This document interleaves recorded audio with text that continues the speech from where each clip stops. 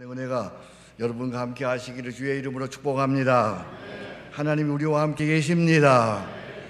하나님이 우리와 함께 계시기 때문에 이렇게 오늘 조수아 난수 집사님처럼 믿음으로 살면 여러분의 삶 속에 하나님이 주시는 놀라운 축복이 있습니다.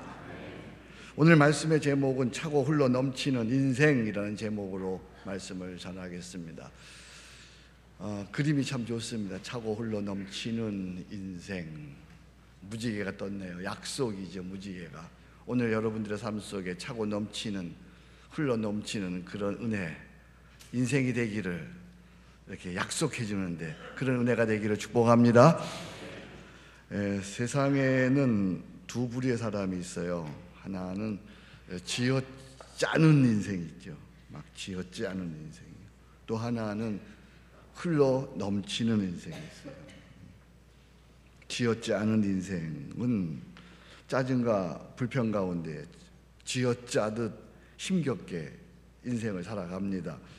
쥐어짜듯 짜지만 힘을 다해 수고하지만 얻는 것이 없는 괴롭고 허무한 인생이 되고 마는 것이죠. 다른 한편 흘러 넘치는 인생, 흘러 넘치는 인생은 내 안에 풍성함으로 기쁨이 넘칩니다. 감사가 넘칩니다. 할렐루야. 자유가 넘칩니다. 넉넉함이 흘러 넘칩니다. 내 안에 에너지가 넘쳐서 무엇이든지 기뻐합니다. 감사합니다. 행복해하는 것이죠. 이제 그림 하나 하고 영상 하나를 볼 것입니다. 먼저 반고흐의 작품입니다. 슬픔에 잠긴 노인이죠. 이 그림은 어쩌면 고흐 자신의 미래의 모습일지 모릅니다. 대부분 우리네 인생의 미래 인생이기도 하죠. 쥐어짜듯 인생을 살다가 저렇게 노년이 되었지만 아무것도 얻은 것이 없는 허무와 고통 속에 나날이 살아가는, 괴로워하는 오늘 우리네 인생, 대부분의 사람들의 모습입니다. 고흐 역시 그는 유명한 화가입니다. 세계가 알아주는 화가입니다만 그러나 그 역시 쥐어짜듯 살다가 결국은 사람으로서 해서는 안 되는 극단적인 선택으로 인생을 마감합니다. 참 비참하죠. 쥐어짜듯 살아가는 많은 인생들. 이제 보게 될 영상 하나는 제가 잘 아는 젊은 한 가정에 아기가 태어나서 처음으로 이제 일어나는 장면을 찍은 동영상입니다. 한번 보겠습니다.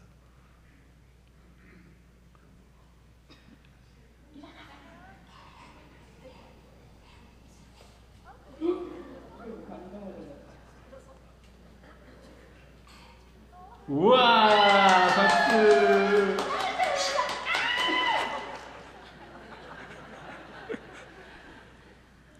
어떻습니까? 한 아기가 태어나서 온 집안에 그 긍정의 에너지가 흘러나오잖아요. 긍정의 에너지. 그 긍정의 에너지가 기쁨이 됩니다. 감사가 됩니다. 행복이 흘러넘쳐서 오늘 영상을 보는 우리에게까지 그 행복의 기쁨이 흘러넘치는 거죠. 자, 이제 묻습니다. 인생에는 두 부류가 있습니다. 쥐어짜는 인생, 흘러넘치는 인생. 당신은 어떤 유의 사람이라고 생각하십니까? 지금껏 어떻게 살아오셨어요? 쥐어짜도 나오는 거 없는 그런 고달픈 힘겨운 인생, 내 안에 기쁨이 풍성함이 넘쳐서 흘러 넘치는 인생, 어떤 인생을 살기를 원하십니까? 그러면 오늘 여러분들이 이제 기도해야 되겠죠. 주여, 저의 생애가 흘러 넘치는 풍성한 인생이 되게 하소서. 우리 한번 같이 기도해 보겠습니다. 주여, 저의 생애가 흘러 넘치는 풍성한 인생이 되게 하소서. 오늘 말씀을 통해서 여러분의 인생이 이렇게 흘러 넘치는 풍성한 인생이 되기를 주의 이름으로 축복합니다. 조금 전에 간증한 그분처럼 그렇게 고난 속에서도 흘러 넘치는 인생이 되기를 주의 이름으로 축복합니다. 오늘 본문 시편 23편은 시대를 초월해서 세계 모든 사람들에게 가장 사랑받는, 가장 애송하는, 세계에서 가장 유명한 시입니다. 이 시에 얽힌 일화들이 많이 있죠. 어느 교회에서 성경 암송 대회가 있었습니다. 한 소년이, 어린 소년이 시편 23편에 이제 암송을 시작합니다. 작은 입을 열어 더듬더듬 여호와는 나의 목자시니 내게 부족함이 없습니다. 근데 너무 긴장한 탓인지 더 이상 생각이 나지 않아서 암송이 중단되었습니다. 그래서 선생님이 어린 학생에게 용기를 주면서 다시 한번 해. 처음부터 다시 시작할 것을 종용했습니다. 아이는 다시 용기를 내었습니다. 다시 암송을 시작합니다. 여호와는 나의 목자시니 내게 부족함이 없으리로다. 그런데 어찌하면 좋습니까? 아이가 당황했는지 더 이상 암송을 이어가지 못합니다. 선생님이 앞에서 다음 구절을 불러줍니다. 그가 나를 푸른 풀밭에 근데 아이는 너무 당황했는데 듣지 못하고 계속 머뭇머뭇거립니다. 그러다 갑자기 큰 소리로 이상 끝! 그리고는 강단에서 내려왔습니다. 온 교회가 여러분처럼 한바탕 웃었습니다. 그러자 목사님께서 설교하러 나오면서 이렇게 해석해 주었습니다. 그렇습니다. 여호와가 나의 목자 되시니까 내게 부족함이 없습니다. 그러면 이상 끝입니다. 하나님이 나의 목자 되셨는데 더 이상 부족한 것이 없습니다. 차고 넘치는 인생이 된 것입니다. 그야말로 이상 끝입니다. 오늘 설교도 이상 끝입니다. 그러면 얼마나 좋겠습니까? 저는 조금만 더 하겠습니다. 자, 시대를 초월하는 인류 최고의 애송시를 제가 한번 낭송해 보겠습니다. 여호와는 나의 목자시니 내게 부족함이 없으리로다. 그가 나를 푸른 풀밭에 누이시며 쉴만한 물가로 인도하시는도다. 내 영혼을 소생시키시고 자기 이름을 위하여 의의 길로 인도하시는도다. 내가 사망의 음침한 골짜기로 다닐지라도 해를 두려워하지 않을 것은 주께서 나와 함께 하심이라. 주의 지팡이와 막대기가 나를 안위하시나이다. 내 평생의 선하심과 인자하심이 반드시 나를 따르리니 내가 여호와의 집에 영원히 거하리로다. 아멘. 이 시편 23편의 클라이막스는 5절입니다. 주께서 내 원수의 목전에서 내게 상을 차려주시고 기름을 내 머리에 부으셨으니 내 잔이 넘치나이다. 어떻게 인생의 처절한 고통 속에서 원수들이 나를 죽이려고 하는 그런 고통 속에서도 우리는 다윗처럼 이런 흘러 넘침의 은혜를 누릴 수 있을까? 이것이 오늘 우리의 질문입니다. 어떻게 원수의 목전에서 이렇게 흘러 넘치는 온갖 고통의 아픔 속에서 흘러 넘치는 이런 은혜를 누릴 수 있을까? 그것은 한마디로 여호와를 나의 목자로 삼았기 때문입니다. 그런데 5절을 조금 더 깊이 있게 살펴보겠습니다. 주께서 내 원수의 목전에서 내게 상을 차려주시고, 여기에 상은 보상으로 받는 상이 아니라 밥상입니다. 주께서 원수들 앞에서 친히 베푸시는 향연의 식탁입니다. 잘 차려진 정찬 중에 주께서 친히 그의 머리에 올리브 기름을 붓는, 그리하여 향기가 온 집안에 가득하게 번지는 놀라운 주님의 식탁의 자리입니다. 다윗에게 있어서 여호와께서 베푸신 향연의 식탁은 세 가지의 의미가 있습니다. 첫 번째로 이 식탁은 하나님의 가족으로 인정받는 식탁입니다. 주께서 나를 위해 베푸시는 식탁으로 인해 이제 나는 주께 소속된 가족이 되는 거예요. 주의 로얄 패밀리가 되는 것입니다. 이제 주의 로얄 패밀리, 주님이 나를 사랑하는 가족이 되었기 때문에 이제는 감히 아무도 나를 건드릴 수가 없습니다. 하나님이 친히 보호해 주시는 것입니다. 이것을 시편 3편 6절이야 이렇게 말합니다. 천만인이 나를 애워싸 진친다여도 나는 두려워하지 아니하리이다. 구원은 여호와께 있사오니 주의 복을 주의 백성에게 내리워 주소서. 할렐루야. 천만인이 우리를 애워싸 진친다여도 나는 두려워하지 않습니다. 왜요? 구원은 여호와께 있사오니 주의 복을 주의 백성에게 내리소서. 오늘 여러분에게 이런 은혜가 있기를 축복합니다.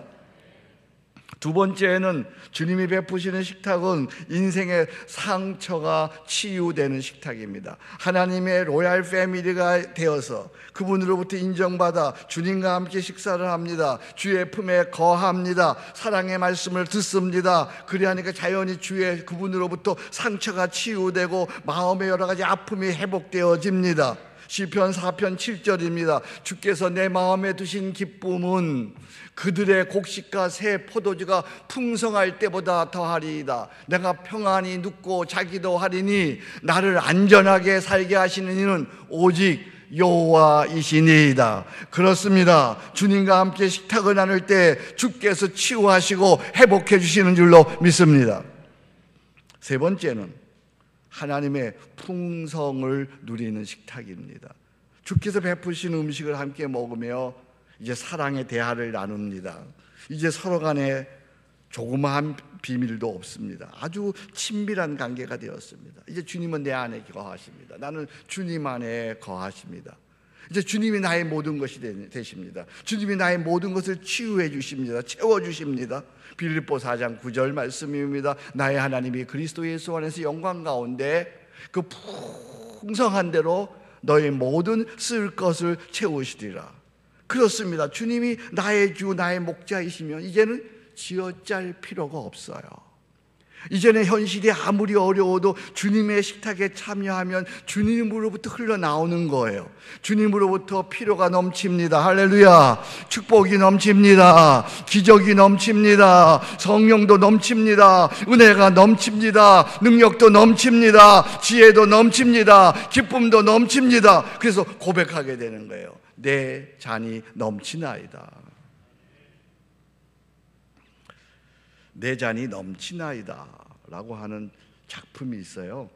이게 소설인데 정연희 작가가 쓴 장편 소설입니다. 실화를 내용으로 한 소설입니다.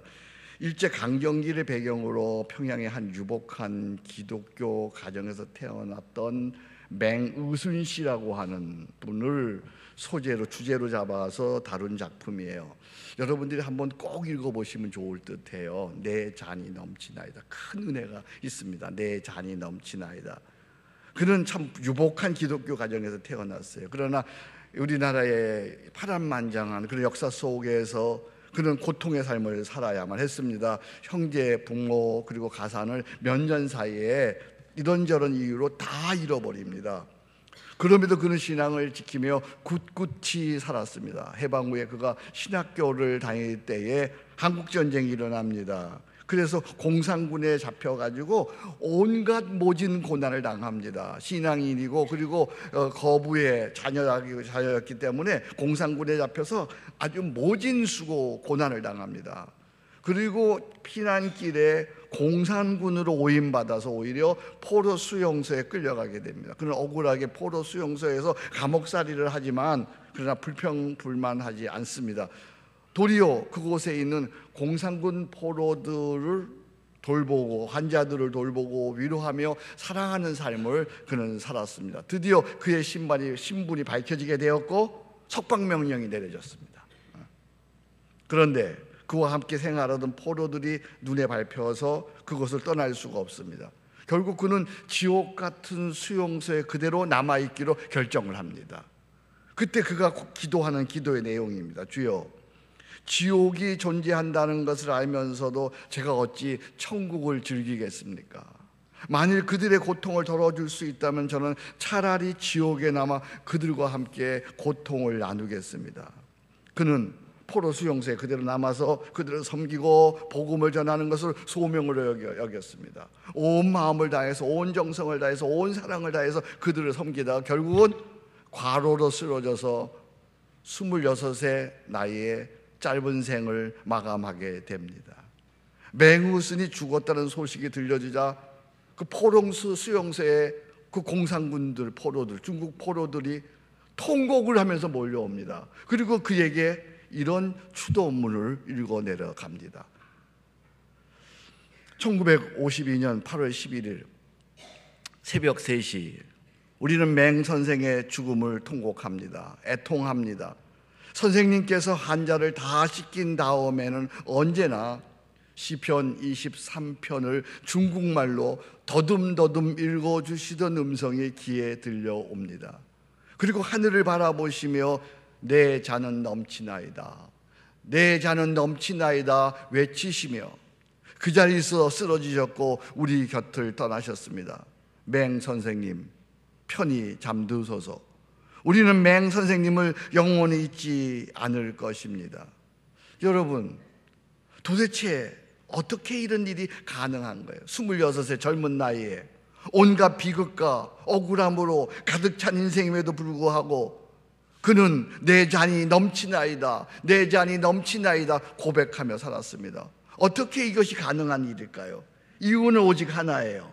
그는 세상이 알지 못하는 원수의 목전에서 주가 베푸시는 향연의 식탁에 초대되었기 때문입니다. 이 향연의 식탁은 하나님의 가족으로 인정받는 식탁입니다. 인생의 모든 상처가 치유되는 식탁입니다. 하나님의 풍성함이 흘러 넘치는 식탁입니다. 주께서 베푸시는 이 향연의 식탁에 초대받는 자들은 오늘 원수들이 우리를 괴롭힌다고 하여도, 여러 가지 고난이 우리를 에워싸고 있다고 할지라도, 여러 가지 고통이 있다고 할지라도 그는 소리 높여 찬양하는 것이죠. 내 잔이 넘치나이다. 하나님의 향연의 식탁에 참여하는 자들만이 외치는 고백입니다. 내 잔이 넘치나이다. 몇 주 전에 한 여인이, 50대 초반의 한 여인이 저를 찾아와서 울며 울부짖습니다. 목사님, 암이래요. 어떻게 하면 좋아요? 암이래요. 왜 저한테 이런 병이 걸렸는지 모르겠어요 하며 몹시 두려워하고 절망하며 그리고 반발합니다. 그 여인을 제가 주께서 베푸시는 향연의 잔치에 초대를 했습니다. 그랬더니 그 여인이 믿음으로 치료를 받기 시작했습니다. 새 희망을 갖기 시작했습니다. 새 평안이 그에게 찾아오기 시작했습니다. 이제는 저를 만날 적마다 감사해요, 은혜예요, 하나님께 다 맡겼어요, 이제 평안해요, 살든지 죽든지 주를 위해 살겠어요, 아 감사해요. 그렇습니다. 주의 식탁에 초대되는 자들은 고난과 죽음을 넘어 고백하게 되는 것입니다. 내 잔이 넘치나이다. 오늘도 하나님께서 우리를 향연의 식탁으로 초대하십니다. 우리가 사망의 음침한 골짜기를 다니기도 하고, 때로는 원수들에게 조롱받기도 하고, 때로는 예상치 않은 여러 가지 고난을 당하기도 하지만, 그때마다 하나님께서는 친히 우리를 성찬으로 초대하십니다. 이 성찬이 벌어지고 있는 곳이 있어요. 하나님의 성찬이 매주일마다 벌어지고 있는 곳이 있어요. 그곳은 다름 아닌 하나님의 교회인 줄로 믿습니다. 주님이 예비하신 놀라운 식탁은 바로 오늘 우리가 드리고 있는 이 예배인 줄로 믿습니다. 하나님은 날마다 우리를, 고난 중에 살아가는 우리들을, 원수들의 에워싸워 고통당하는 우리들을 하나님의 놀라운 성찬으로, 하나님의 교회로, 그리고 예배로 인도하십니다. 우리는 이 서초교회 이 예배당의 이름을 임마누엘 채플이라 그래요. 임마누엘이라는 말은 하나님이 우리와 함께 하신다라고 하는 말입니다. 임마누엘 채플. 임마누엘 채플에 들어서면 누구나 예수님의 아늑한 품을 느낄 수 있다 그래요. 예수님께서 양팔을 벌리고 모든 인생을 다 받아주시는 주님의 품을 느끼도록 제가 서 있는 이 강단을 중심으로 해서 둥그렇게 이렇게 디자인되었어요. 가만히 한번 보세요.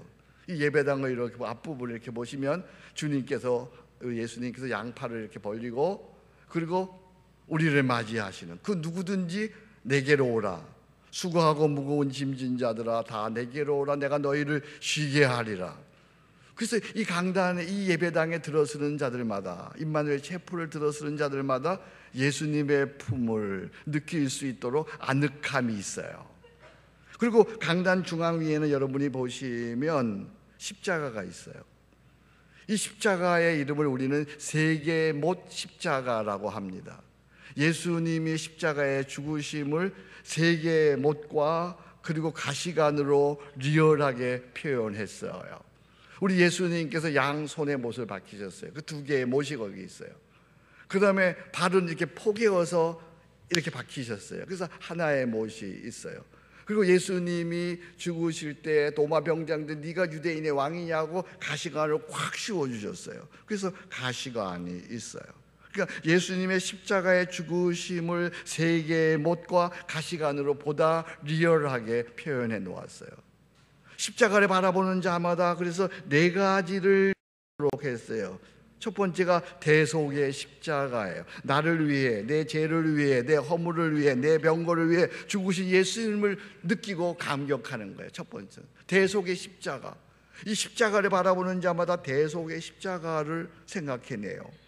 두 번째는 자아죽음의 십자가예요. 예수님과 함께 나의 옛사람도 십자가에 못 박혀 죽었음을 느끼고 그리고 감격하는 거예요. 내 정욕도, 내 욕심도, 내 죄악도, 내 허물도, 내 모든 죄도 다 십자가에 못 박혔어요. 나도 십자가와 함께 죽었음을 나도 고백하는 거예요. 그리고 임마누엘의 십자가예요. 예수님과 함께 나도 십자가에 함께 죽고, 이제 예수님과 함께 내가 십자가에 죽었으므로 이제 내 안에 예수님이 사시는 거예요. 이제 내가 사는 것은 내가 사는 것이 아니라 예수님이 내 안에 살아계시는 거예요. 예수님이 내 안에 살아계시니까 여기 오른쪽에 있는 슬로건, 주님은 살아계시니 오늘도 모든 일은 잘 되리라. 할렐루야. 그래, 우리는 이 예배당에 들어올 적마다 대속의 십자가를 생각합니다. 자아 죽음의 십자가를 생각합니다. 임마누엘의 십자가를 생각합니다. 그리고 내 안에 계시는 그리스도를 이제 느끼기 시작합니다. 주님은 살아계시니 모든 일은 잘 되리라. 그래서 누구든지 교회에 나와 십자가를 바라보고 예배할 때 우리는 하나님의 향연의 식탁에 초대되는 것입니다. 이제 우리는 예배라는 식탁에서 하나님 가족으로서의 행복감을 느낍니다. 우리는 이 예배의 식탁에서 상처와 고통이 치유되고 소생하는 것입니다. 우리는 이 예배라고 하는 식탁에서 차고 넘치는 하나님의 풍성을 경험하게 됩니다. 평안을 누립니다. 감사를 누립니다. 기쁨을 누립니다. 자유를 누립니다. 생명을 누립니다. 하나님의 능력을 누립니다. 영생을 누립니다. 구원을 누립니다. 내 잔이 넘치나이다. 다시 한번 여러분 십자가를 바라보세요. 십자가를 가만히 바라보세요. 주님께서 먼저 수고하고 무거운 짐진 자들아 다 내게로 오라, 내가 너희를 쉬게 하리라. 첫 번째 십자가가 대속의 십자가예요. 나를 위해 죽으신 십자가예요. 두 번째가 자아 죽음의 십자가예요. 나의 죄도, 나의 억울함도, 나의 속상함도, 나의 분노도, 나의 정욕도 십자가에 다 못 박았어요. 세 번째 십자가가 이제 임마누엘의 십자가요. 나는 죽고 내 안에 예수님이 사시는 거예요. 이 사실을 인정하고 우리가 예배를 드릴 적마다 그러면 우리는 하나님이 베푸신 식탁에 참여되어지는 거예요. 그러면 그 식탁에 참여되어지는 자들은 누구든지 하나님 가족으로서의 행복감을 누리게 되는 거예요. 인생의 모든 아픔과 고통이 치유되어지는 거예요. 거기서부터 하나님의 풍성함이 흘러나오는 거예요. 평안이 흘러나옵니다. 감사가 흘러나옵니다. 자유가 흘러나옵니다. 영생이 흘러나옵니다. 지혜가 흘러나옵니다. 능력이 흘러나옵니다. 구원이 흘러나옵니다. 드디어 우리를 외치는 거예요. 내 잔이 넘치나이다. 이런 은혜가 날마다 여러분에게 있기를 주의 이름으로 축복합니다. 그래서 우리는 이렇게 기도할 수밖에 없어요. 주여, 이제 임마누엘 채플에서 예배 때마다 성찬이 흘러넘치는 인생이 되게 하소서. 아멘. 내 잔이 넘치나이다. 우리 한번 같이 읽어보겠습니다. 같이 기도해 보겠습니다. 주여, 이제 임마누엘 채플에서 예배할 때마다 성찬이 흘러넘치는 인생이 되게 하소서. 내 잔이 넘치나이다. 매 주일 예배 때마다 이렇게 주님의 베푸시는 그런 성찬에 참여해서 여러분의 인생의 모든 문제가 해결되는 그런 은혜가 있기를 축복합니다. 이제는 쥐어짜는 인생이 아니라 차고 넘치는 인생이 되어진 줄로 믿습니다. 기도하겠습니다. 하나님 아버지, 감사합니다. 오늘도 저희들을 부르시고 이제 내 잔이 넘치나이다, 이런 놀라운 고백을 하게 하시니 감사합니다. 더 이상 쥐어짜는 인생 살지 않게 하시고 주께서 베푸시는 예배라고 하는 성찬의 자리에서 날마다 하나님이 주시는 놀라운 차고 넘치는 풍성을 경험하게 도와 주옵소서. 평안을 느끼게 하옵소서. 감사를 느끼게 하옵소서. 기쁨을 느끼게 하옵소서. 지혜를 얻게 하옵소서. 영생을 누리게 하옵소서. 구원을 얻게 하옵소서. 예수님 이름으로 기도합니다. 아멘.